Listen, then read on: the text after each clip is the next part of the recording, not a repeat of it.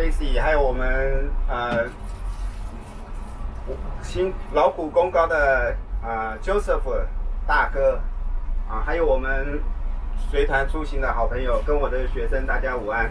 午安，我是 Stan 老师。那当然，各位不见得是我的学生，但是可以称呼我叫 Stan 那临危受命，我们 Casey 大姐叫我来跟大家讲讲话。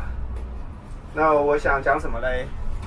在各位等一下，我们预计到赫氏古堡大概有1个半小时。那中间有教我的学生一个很好用的那个 Google Photos。我曾经出去玩不管任何时间地点，我只要把手机打开比如说我刚刚把 Ventura 这个 keyword 打进去，就跳出来3年前2016年的9月11号曾经来到同样的地方这不是我记忆很强，是我的手机太强了那所以我常常鼓励我的学生，你只要会用手机就可以帮助你解决很多问题那所以我等一下建议各位，如果各位都有 Line 的话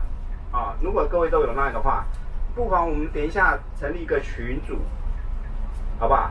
成立一个群组，成立群组做什么嘞？就是我们一同出去玩的时候会有很多照片嘛，对不对？是不是？我们都有很多照片可以大家在群组上分享。好，那我给各位分享一个旅游很实际的一个经验，就是说我们住旅馆的时候，各位一定会有对你的手机平板相机这些都要充电嘛，对不对？所以每一个人可能要用不同的插头，甚至用好几个插头。所以我出门之后，我都会打包这个。这是什么东西？延长线嘛。我分享一下，我们2016年中秋节去坐邮轮的时候，我们就有带这个。邮轮上有没有插头？房间里面一定有嘛。可是那个插头的位置很烂不好用所以我就用延长线把它延伸到桌上。有什么好处？就不用弯腰，或是那个插头只有一个的话，那你就没有办法多个用。那这个可以有5、6个可以用嘛。所以提供给各位一个小 paper， 出门尤其好几天在外面住旅馆，可能需要这个因为现在你随身是有几个电器都要充电，是不是？没错吧？没错。好，这是第一个小建议，就是对你的电源你需要做一个预设。我们现在把这个前面镜头转到司机的正前方，来看一下我们这个美国这个高速公路乡间的小路的一个情况。那我来继续讲一下。那我们带手机或带平板，除了电源还有什么限制？第二个是什么？大家看。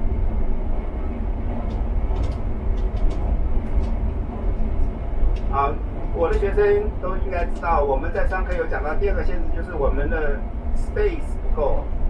什么？不是我们人 space 不够，是我们的机器我们的手机的容量不够嘛，对不对？所以照相就不够，那怎么办？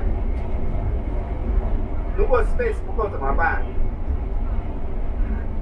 我分享一下，我有一个学生当导游当然跟 Casey 是同行，不是 Casey 我先讲一下，不是 Casey 是我们另外一个班上同学，他当导游，他就很热心帮他的客人带团出去5天，对不对？去照相，对不对？然后他来上我课的时候，他说他常常会碰到一个情况，他帮人家照相，他用他手机，第一天那个手机容量满了，怎么办？他就回到旅馆的时候，把那个该删的删，该清的清，对不对？第二天出去的时候又要照嘛，第二天晚上回来又要再清一次然后带团5天回来以后，他给我看的照片只有第5天的，为什么？因为前面1到4天照都是白照的嘛，对不对？那我就跟我这个学生做导游的学生，那你干嘛帮人家照？你自己带团就去玩就好了，你只要照第5天就好了，对不对？是不是？所以只要照第5天就好了那我现在教我的学生，如果 space 不够的话，不用担心，你只要用 Google App 那个 Photos App 就可以直接上传，而且是无限量，只要你没有超过16 MB pixel 的话，你就只要有网络哦，而前提是要有网络，把它备份到什么地方？云端，不是 iCloud。你可以讲 Internet， 你也可以讲 Cloud， 但是你不能缩写把这 I 加上 Cloud 变成 iCloud，iCloud 只是一台 server 而已。我们要备份到云端啊，所以这样就可以解决我们 space 不够的问题。要了解吗？尤其是出来玩哦，你不要跟我那个导游的学生一样，回去来给我看，老师我出来5天，只有保留第5天的照片，那就浪费了啊。所以各位要学的怎么样把照片放到云端，这样子你的空间就可以释放出来，这样了解吗？还有第3点限制是什么？就是你要有网络嘛。那我们很感谢，我们还是要感谢我们救生大哥提供这么好的 WiFi 哦，不是每一辆游览车都有 WiFi 哦，所以如果你只要有 WiFi 的话，你就可以做备份，你可以传照片，可以分享很多东西，是不是？啊，所以我们希望大家出来旅游的时候，尽量利用这些高科技。什么样高科技？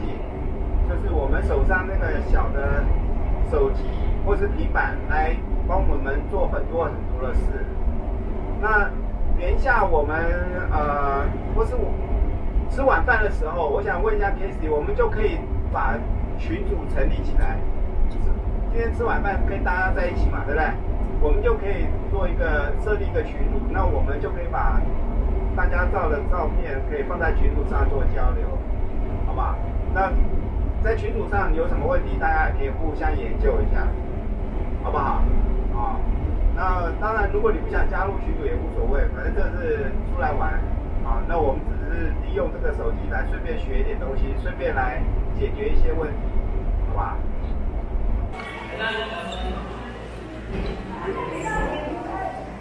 我们来到和氏古堡，这是它整个空照图。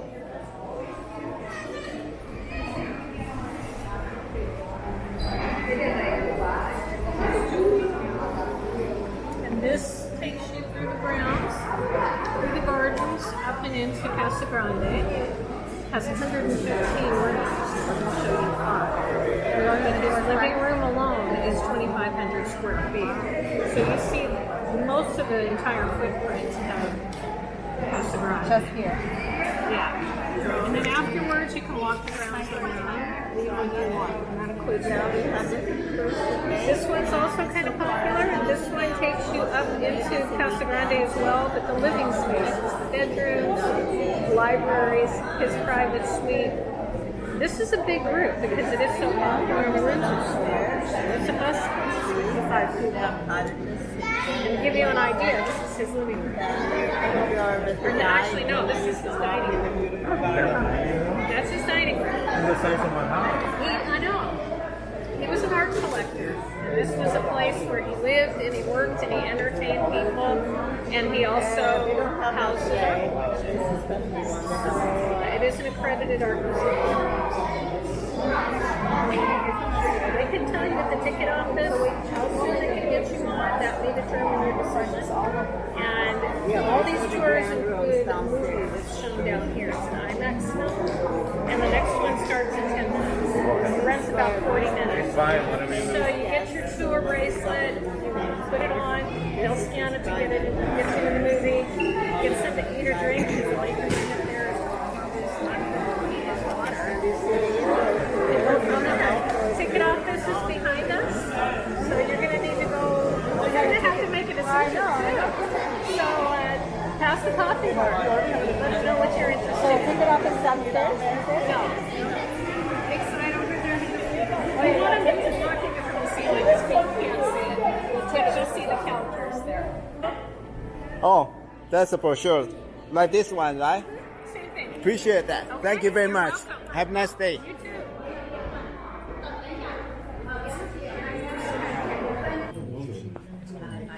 那我们准备去搭这个 shuttle bus 上山去参观和氏古堡。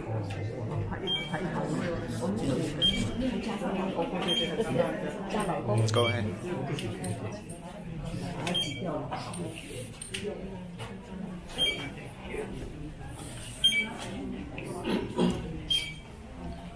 个游客都要扫描手环。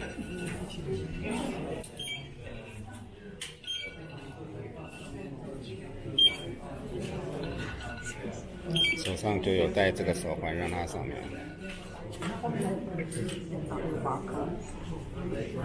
Gotcha. Thank you. Thank you. You're welcome.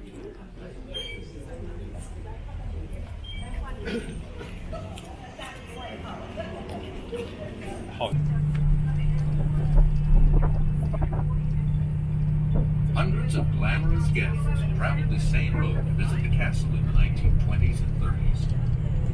But imagine Mr. Hearst first as young Willie, a boy following his father along the winding bridle path that would become this road, climbing on horseback 1,600 feet, Can I take a picture? 488 meters, to a hilltop that was often sunny when the fog shrouded the coast during the summertime. Wow, Later in life, Mr. Hearst said that the road I was born in 1961. Oh, okay. Wow, you are the handsome boy. How handsome you was. Having traveled west, 19 years old. They added to it until it eventually totaled over 250,000 acres, or more than 100,000 square hectares. You will also see open-fronted shelters made of logs that were built for animals in Mr. Hearst's zoo. His love of animals drove him to create the largest private zoo in America, filled with exotic animals from all over the world. You may see herds of tawny animals that resemble mountain goats. They are known as audets and are descendants from Mr. Hearst's original herd, still roaming these hills and mingling with the cattle. Originally, this land was home to mayhau, but in addition to the audets, today you might see sambar deer and Roosevelt elk mingled with the cattle. Keep watching, and you may also glimpse some animals native to the area, including deer, foxes, and coyotes, as well as the large black birds that soar through the skies, known as turkey vultures. The views of the coastline can be quite spectacular on clear days. So too are the views of the twin-towered structure Hearst and Julia Morgan called Casa Grande, which means big house in Spanish, now commonly referred to as the castle. The road was designed so the castle would appear and disappear as you climb higher.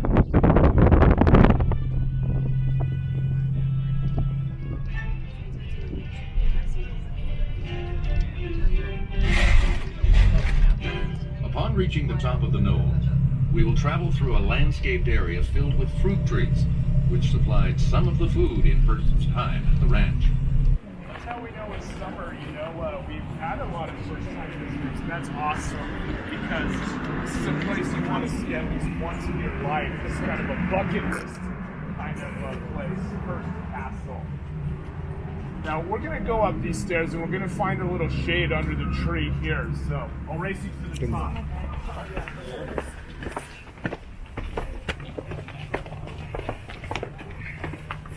我们进了赫氏古堡里面跟着这个导览的人员走。All right, we got some room here. Okay. Under this tree. Are you a Dodger fan? Yep. Oh, that's my favorite team. Okay. They need to start winning, though. Uh-huh. They need to start winning some games. Outside of California. Yeah? Where are you from? Colorado. Very cool. Very cool. Anyone from Oregon? We had like 1 million people from Oregon yesterday. I don't know what was going on there. We had a lot of visitors from San Diego one week. Everyone wearing their Chargers and Padres hats. I said, guys, what's going on? They said Comic-Con. Yeah, so everyone got out of town and came up here. Now, this is the Grand Rooms tour. And if you want to come all the way up to the top of the stairs, we'll get you all nice and close together here. We're going to get to know each other really well in this next hour or so. And, oh yeah, this is a big group, Okay. Anyone visiting from outside of the U.S.? No? We're all locals, we're all Californians. Southern California. Yes. Northern California. I hear Texas. We've had visitors from almost all 50 states just in the last few weeks. I've seen Delaware, New Hampshire, Vermont, Alaska, Hawaii. They're all here. And this is great. This is exciting. That's how we know it's summer. Now, my name is Andrew. I'll be your guide here today on the Grand Rooms Tour. And we're going to be walking in the footsteps of William Randolph Hearst, the world's first media mogul. Now, we do have a few guidelines before we start the tour. Remember, stay hydrated on a day like today. Water is okay, but that's the only beverage we allow. There's no snacking, there's no smoking, there's no gum chewing. Okay, folks, to the right. Okay. Actually, stay on the left-hand side.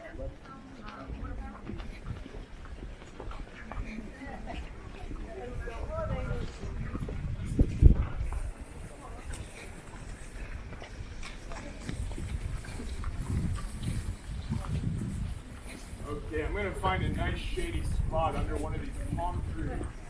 Okay, yeah, that's it. That's it. Wow, what a good location here. Yeah, he always said that the view is the main thing. I think he knew what he was talking about, right? Right. Yep. Now, we're up here at 1,600 feet. And this is where the young William Randolph Hearst used to camp when he was a boy. It was the 1800s. It was the Wild West, dirt roads, horse and buggy. Now, his father, George, was a gold miner. He had a little ranch house down there by the beach, and they used to ride up to this spot on horseback. They used to refer to this hill as Camp Hill.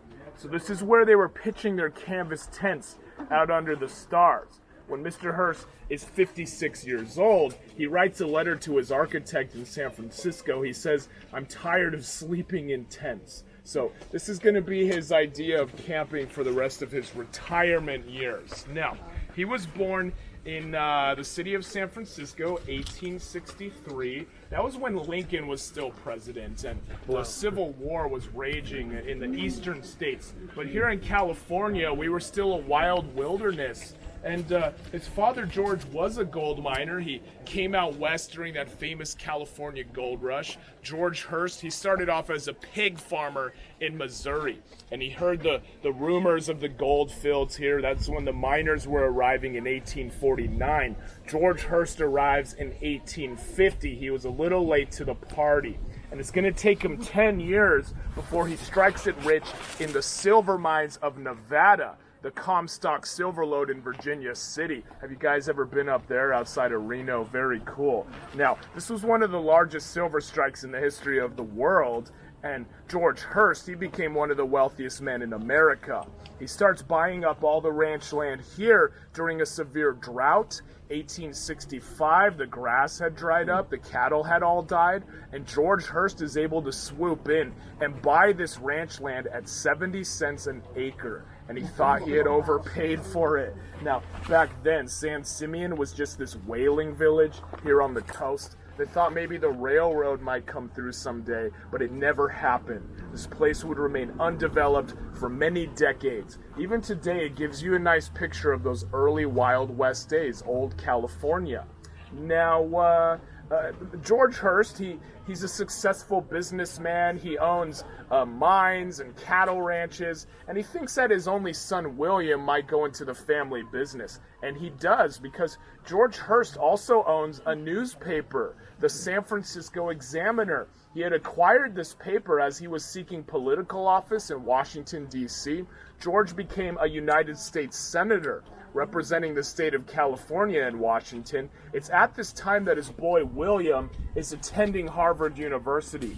But Willie gets kicked out his junior year. He was known for committing a lot of pranks on campus. He had a pet alligator named Champagne Charlie. So maybe he was more interested in the social scene than actually attending classes. He's going to go and see his father, the senator, and he's going to convince the old man, maybe it's time to let me run the family newspaper. At the age of 24, William Randolph Hearst becomes the owner.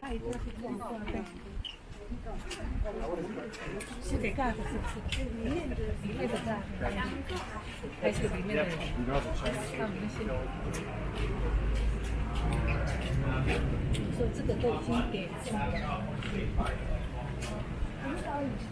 等一下，我讲完了。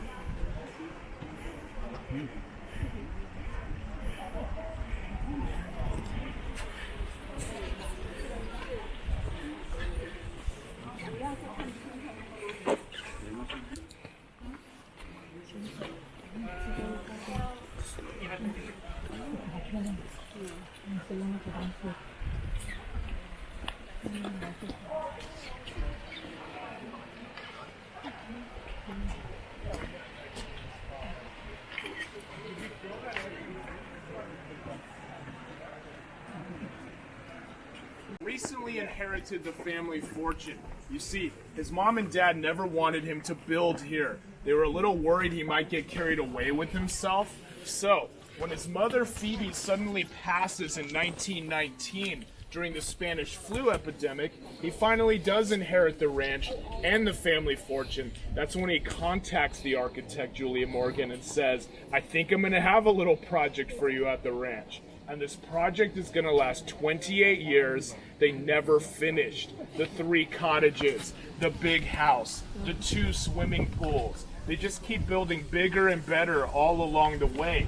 Now, Julia Morgan said her client, Mr. Hurst, suffered from a condition. She called it a changeableness of mind. So every time she submitted her plans for approval, he goes through with a red crayon. He'll add this, subtract that. He kind of fancied himself a bit of an architect. So this is going to be a collaborative effort. Now, Julia Morgan, she's a pioneer in many ways. She was the first licensed female architect in the state of California, but she's also a pioneer in steel reinforced concrete, earthquake safe and fireproof. She had already made a name for herself during the 1906 earthquake in the city of San Francisco. Have you guys ever heard about that one?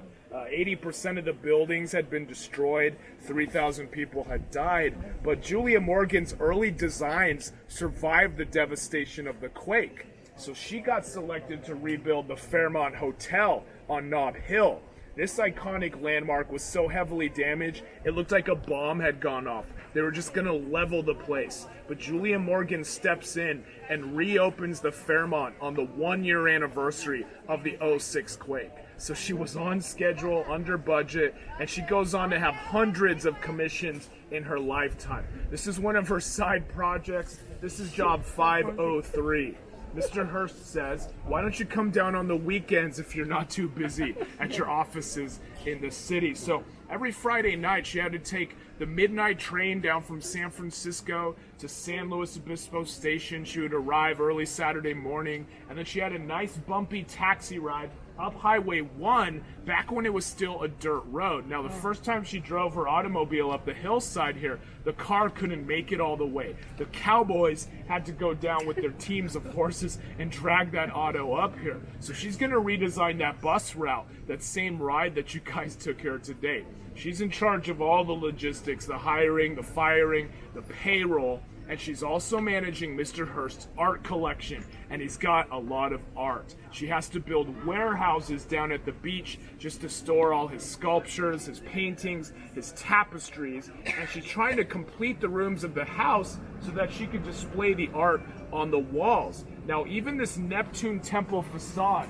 at the center of the pool is a display of some of Mr. Hurst's Roman antiquities. He has ancient marble going back to the 1st and 4th century AD. You're going to see that in that triangular shape, the pediment at the top of the temple. These 6 granite columns, they are also early Roman Empire, about 1800 years old. Now, Neptune, the god of the sea, at the center of that pediment, he's only about 400 years old, and he's missing a few important things. For one thing, he doesn't have his trident, his iconic weapon. It looks a little like he's taking a selfie there, right? But he's also missing his feet, because during the construction project, they had to cut his feet off just to fit him in that pediment. So oftentimes these antiques are being modified to fit the specifications of the construction. Now, okay.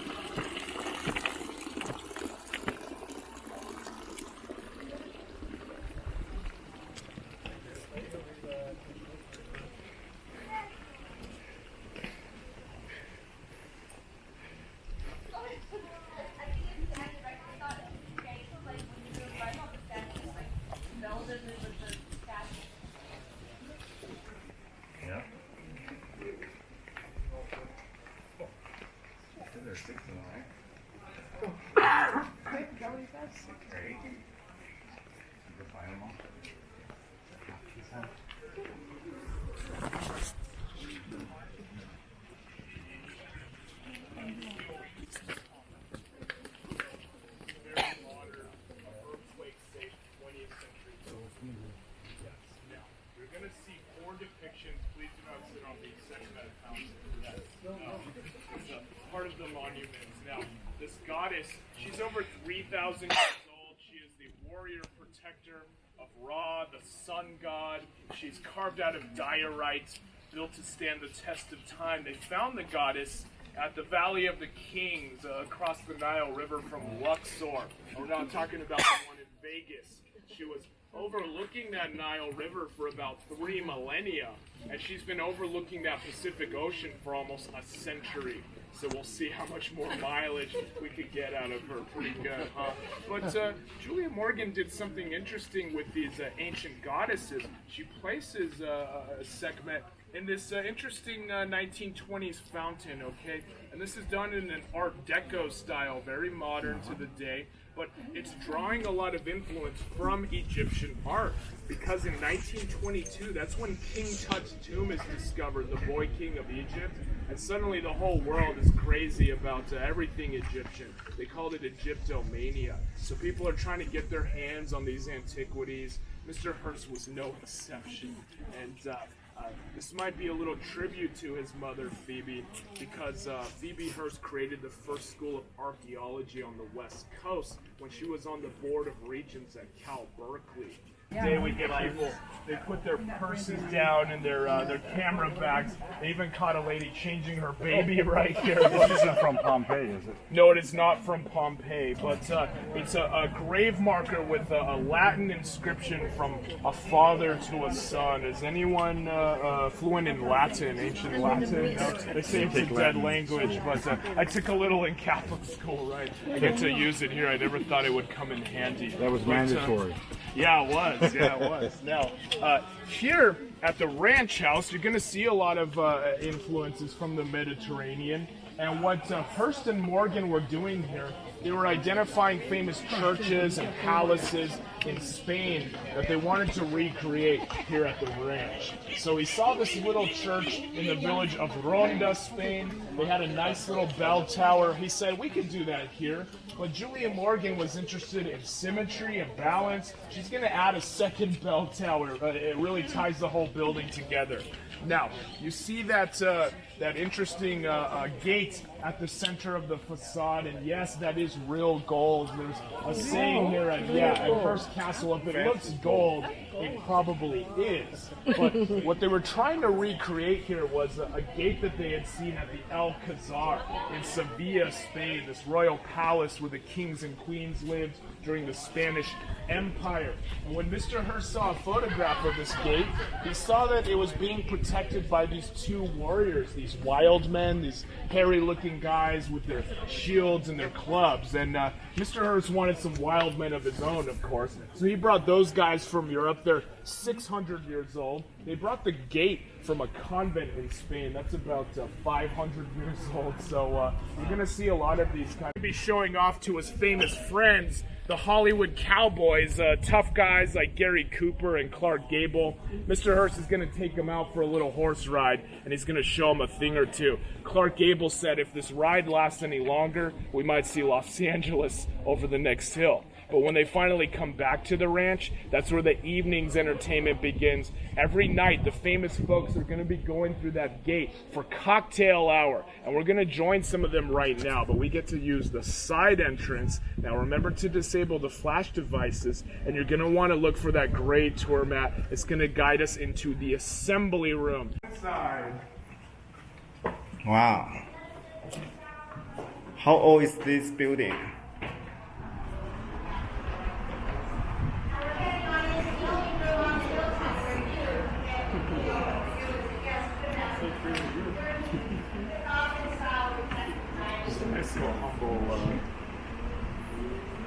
Okay, there's that gray tour mat. Big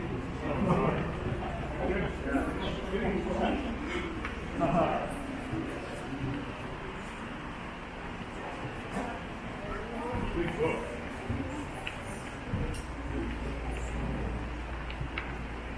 Okay, guys, there is a lot to see in this assembly room.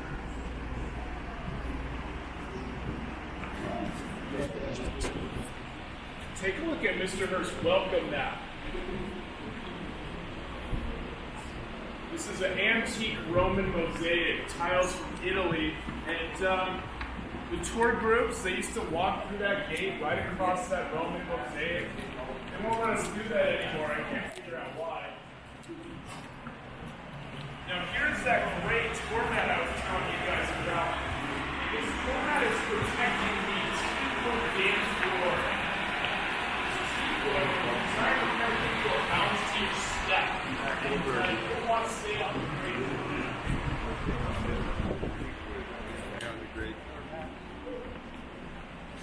This is where they would have been practicing the latest dance moves of the Roaring 20s. They said Mr. Hurst could cut a neat Charleston. You guys know how that one goes? You ever see the Charleston? We're going to stay here.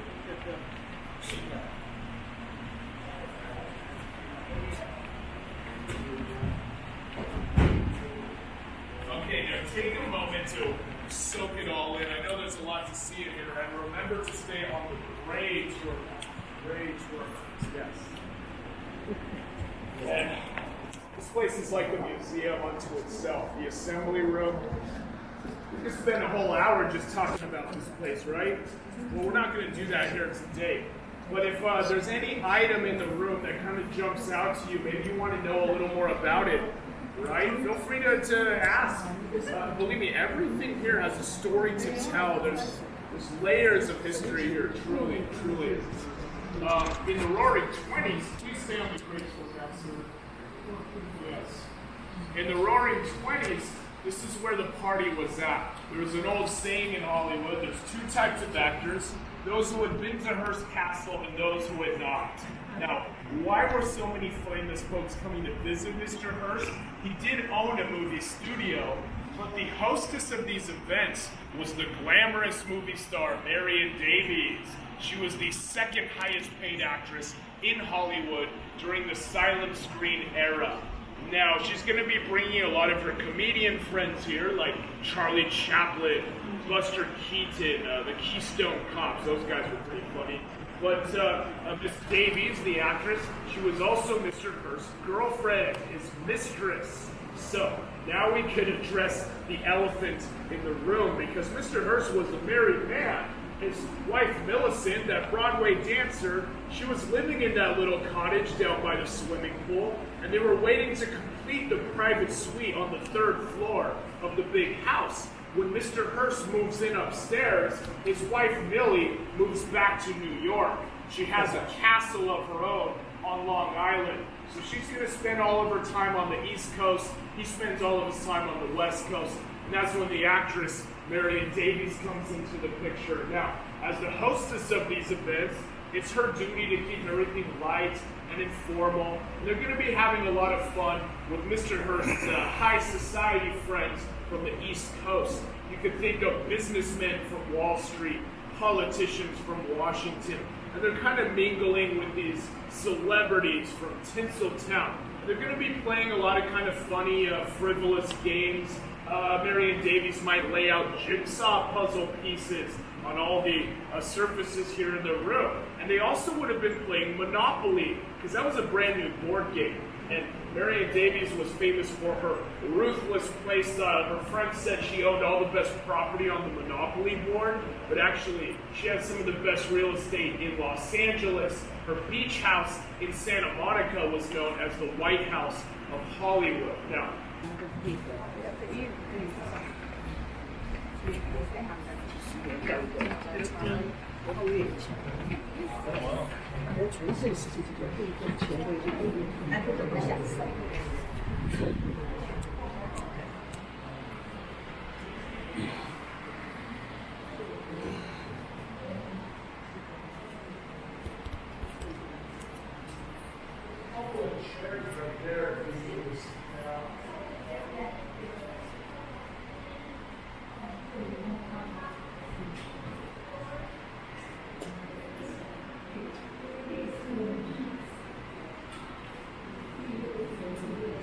Yeah, isn't that beautiful? That is a silver vase from Dublin, Ireland. Very cool. He had a lot of silver, a very extensive silver collection, probably the greatest outside of Buckingham Palace. That's somewhat appropriate, his father being a silver miner, right? Okay, guys, if you want to come all the way around the refectory, Mr. Hurst had purchased many items from this art dealer, including that mantelpiece in the assembly room. So he places the gift casket in front of that large French mantelpiece that he had purchased from the same company. He was a frequent buyer of theirs. He's buying all of these items from catalogs, art houses, auctions, East Coast, West Coast. People have this idea of Mr. Hurst traveling the world, looting and pillaging, stealing treasure and bringing it back to the States. That's not the case. He's going through the proper channels. He's going through reputable art dealers. Now, maybe some of these art dealers are doing that shady stuff, but Mr. Hurst knows how to keep his nose clean. Now, here in the refectory, that is what he calls his dining hall. That's a communal dining hall you would find in the great places of learning in Europe, a monastery or a university. But before Mr. Hurst completed his refectory here in the big house, he's going to be serving his guests buffet style in canvas tents out in the gardens. So this was always like a cookout here at the ranch. When he comes into the dining hall, he's going to use the same paper napkins they would have used out on the horse trails as they were picnicking. Now, his son said that the ketchup bottle and the mustard bottle, that was to remind the guests that this is the ranch house, okay? This is his humble hacienda home. But it is done in a very Gothic style. You're going to see the highest ceiling in the house, 28 feet high above our heads. This is very reminiscent of the great cathedrals of Europe. Now you're going to spot these almost full-size saints being hand-carved out of the wood panels, and these antique ceiling panels come from Bologna, Italy. The horse flags below that ceiling, they come from Siena, Italy. And these are representations of the horse racing districts of Siena. It's this famous horse race held annually every July and August. It's known as Il Palio. So the horses gather in the central plaza. They race around town 3 times. Whichever horse crosses the finish line first, that district gets to proudly display their flag for the remainder of the year. Now, they held this race a week ago, and the district that won is this orange and green flag. You can see a rhinoceros standing under a tree. And so they're going to get to proudly display that until they hold the race again next July. But they've been holding this race for hundreds of years. Mr. Hurst's Il Palio flags are 500 years old, and we have those in safekeeping there below our feet in storage. These are the copies that have been made for us so that we can proudly display them here today. Now, have you spotted that nice china set on the refectory table? This was his mother Phoebe's camping china. That's how they referred to it when he was camping here as a boy. So many fond memories. And this is the seat he would have been sitting at. One of his famous friends at Vanderbilt once asked him, "Hey, WR, how come you never sit at the head of the table?" And Mr. Hurst replied, "Wherever I sit is the head of the table." Now by his side would be the love of his life, Marion Davies, who will actually be by his side to the day he dies in 1951. And she's the hostess. She's keeping everything very fun, even when they're entertaining high-profile politicians. Winston Churchill visits in 1929, and the U.S. President Calvin Coolidge comes to visit in 1930. And Mr. Coolidge noticed that Miss Davies was enjoying an adult beverage. We're in an old medieval castle. A tapestry would be a common sight. These were decorative, certainly, but this could serve as a sound dampener, keeping people's voices from echoing off of the cold castle walls. It could also be insulation, keeping the heat into the rooms. Now, here in the morning room, it got its name from the sunrise that comes up every morning through Mr. Hurst's back door right there. And this place had a lot of interesting names during the planning stages. They were going to call it the trophy room, but Mr. Hurst wasn't much of a hunter, so we didn't have any trophies to display. If you were in an old ranch house, you might call this the mud room. That's where you would kick your boots off after a long day of horseback riding. But maybe he didn't want to wipe his feet on another Roman crusade down there. But sometimes when people see the tea set on the table there, they think, oh, this must have been the tea room. They put out a nice afternoon tea for Winston Churchill. But I think he was more of a Scotch drinker, so he might have taken a pass on that. In the 21st century, we can tell you a little bit more about art conservation because we've had a guy that's missing his pockets. So that might be the style more popular in Europe. It's known as carom billiards. Has anyone ever played that version of the game? It's very difficult. You're angling your shots off the side cushions. You're trying to hit your opponent's ball. Every shot is like a trick shot there on that carom billiards table. It's only ever played with just 3 balls. Now, maybe a more skilled artist with a cue stick might be able to explain the rules a little bit better, but this room has an overall flavor of the sporting life. Even the 15th century ceiling, you're going to see popular sporting events from old Spain. They're famous for their bullfighting, right? You're going to see jousting. Now, there's also a sporting event on this tapestry. It's a gentleman on a stag hunt. And this is done in the middle floor style. That translates to 1,000 flowers. The detail is so great. You can even see the tired look on the gentlemen's faces. They're starting to show a little 5 o'clock shadow after a long day of hunting. That's how long they've been in the woods. They can take a shake. And this stag has kind of a grin on his face in the corner here. If he could just get off the side of this tapestry, he might head off into the woods. Now, you're also going to spot a 1920 style radio in the corner here. This was the latest technology of the day. Mr. Hurst owned 10 radio stations. In a few years before he passes in 51, he's going to purchase his first television station, WBAL in Baltimore. So he knew that in the 1950s, TV was going to be the next big thing. You can only imagine what he would have done with the internet, right? But you're going to listen to a live sporting event right here on that radio. Maybe the ponies down at the horse track. Maybe Babe Ruth hitting a grand slam home run at the old Yankee Stadium, 1927. That's when Babe Ruth hit 60 home runs. Yeah. And his aircraft. And even today, the Hearst family, many of them live back in New York, but they love to fly out and come see us. When you see a bunch of Learjets camped out down there at the hangars, that's how you know the Hearsts are in town, right? Now, Amanda Hearst, the great-granddaughter, she got married here 3 weeks ago. So there was a lot of jets parked down there on the airstrip. They were using the gardens and the terraces up here for their little wedding event. I'm told